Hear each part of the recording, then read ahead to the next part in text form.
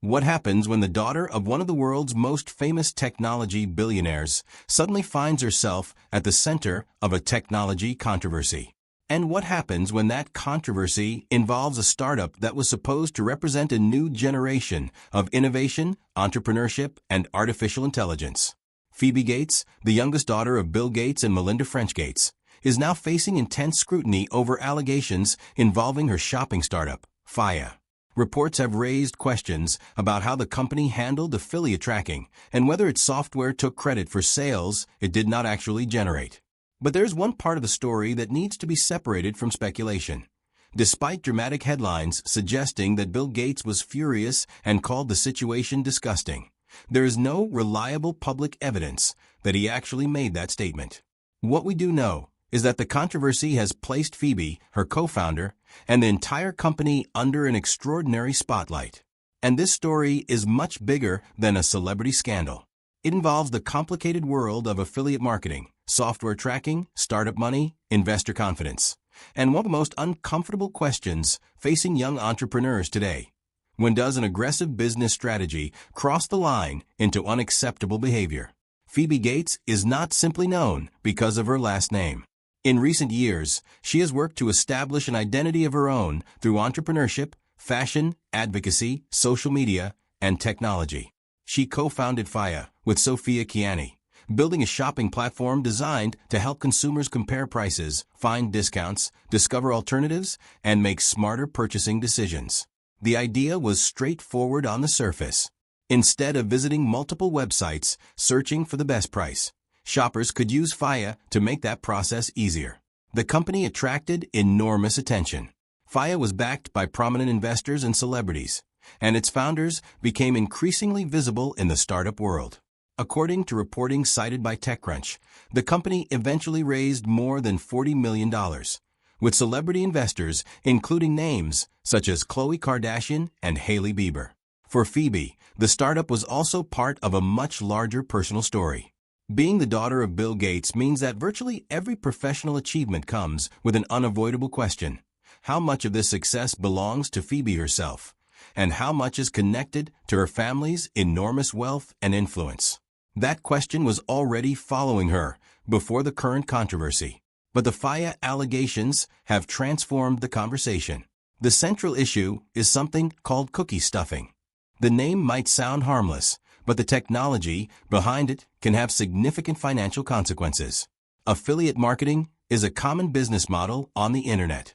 A company, website, influencer, or browser extension can send a customer to an online retailer. If that customer makes a purchase, the referring company may receive a commission. A tracking cookie can help identify where the customer came from and which affiliate deserves credit. The system depends on an important principle. The affiliate should actually contribute to the sale.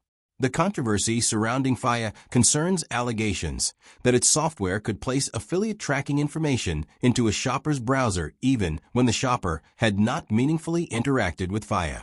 According to Bloomberg's reporting, the software could open a background tab and inject Faya's tracking information during checkout, potentially allowing Faya to receive credit for purchases it had not actually generated.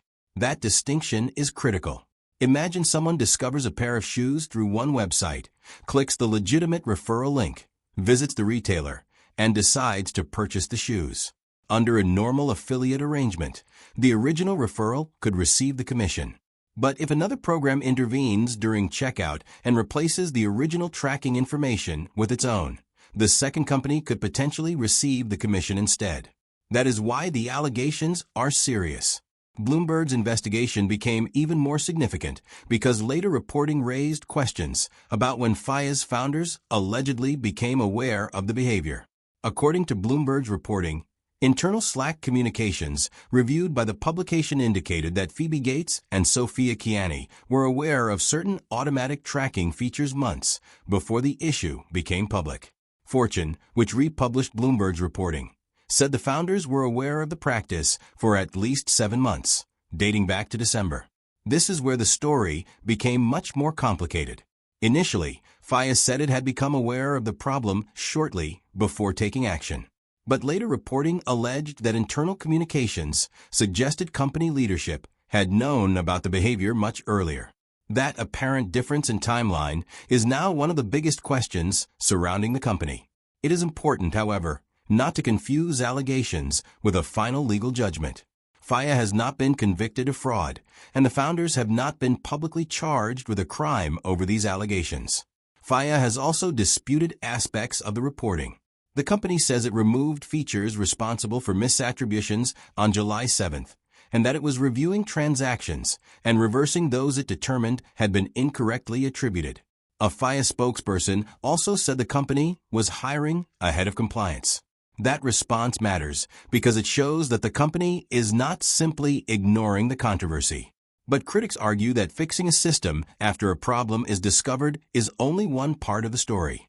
The more difficult question is how the feature was designed, how long it operated, who knew about it, and what decisions were made internally after concerns were raised.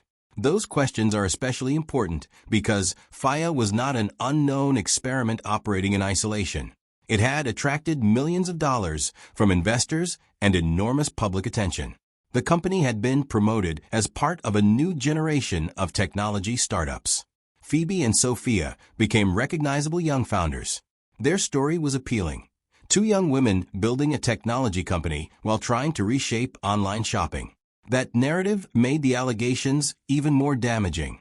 Suddenly, the conversation was no longer only about whether an affiliate tracking system malfunctioned. It became a debate about startup culture, accountability, privilege, and whether young founders are sometimes rewarded for rapid growth before the foundations of a company are fully tested. And that brings us back to Bill Gates. Because whenever something happens involving Phoebe Gates, her father's name is almost impossible to avoid. Bill Gates spent decades building Microsoft into one of the most influential technology companies in history. He later became one of the world's most prominent philanthropists. His name is associated with software, global health, education, climate technology, and enormous charitable investments. So when his daughter enters the technology world, the comparison is inevitable. But here is where responsible reporting becomes extremely important.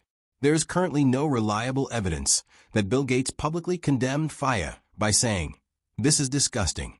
There is also no verified public statement confirming that he was furious with Phoebe over the controversy.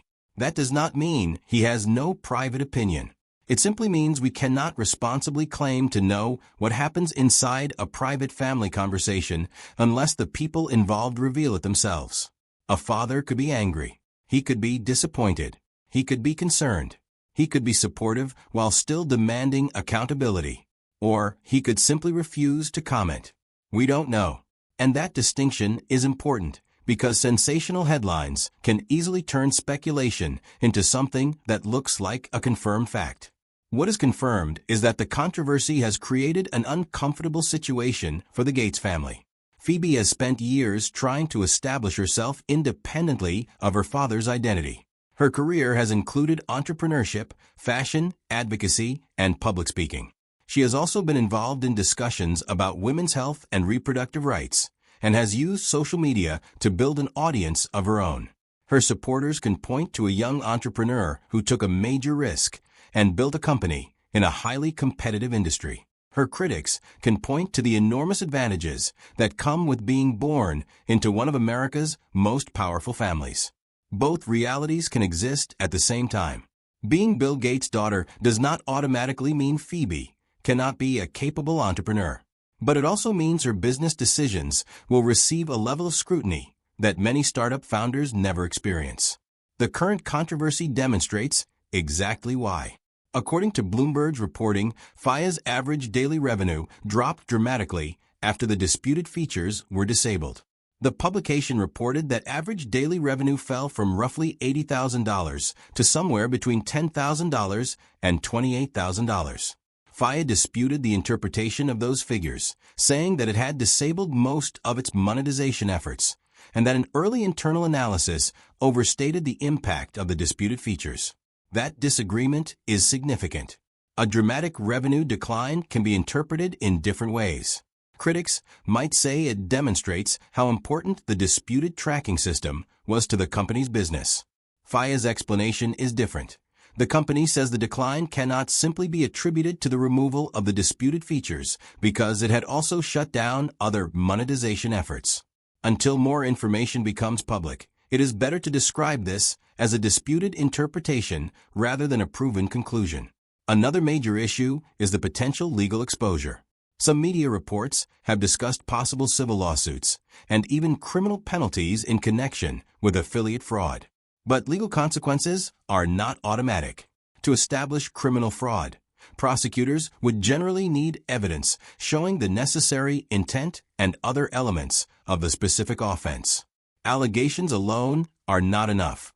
That is why dramatic predictions about someone going to prison should be treated carefully. At this stage, the more immediate questions concern business relationships, affiliate networks, potential financial losses, investor confidence, and whether affected partners believe they were improperly denied commissions. The technology industry has seen similar controversies before. Affiliate marketing is a complicated ecosystem, and disputes over attribution can become extremely valuable because a tiny change in who receives credit for a sale can affect millions of dollars over time. The FIA controversy also raises another question that has received less attention. How much responsibility should founders have for technology they did not personally code?